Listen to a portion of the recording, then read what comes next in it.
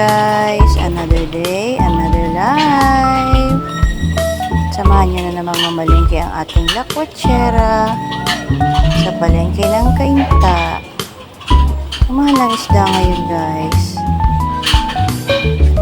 Ayan. Pero yung manok na yun, mura lang at frozen. Papunta tayo ngayon sa bilihan ng pinakagwapong tindero. Ayan. Meron pang di nagbubukas, maaga pa kasi.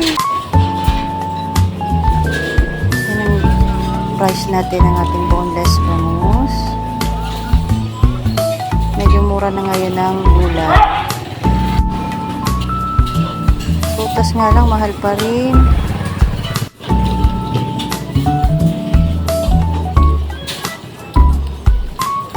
Dito ako bumibili ng baso na ginagamit ko sa pagtitinda.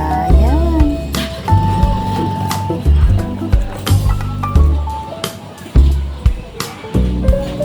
At dito lamang po yan sa Cainta Public Market. Bibili muna ako ng gamot. Ayan. At yun lamang po. Paalam!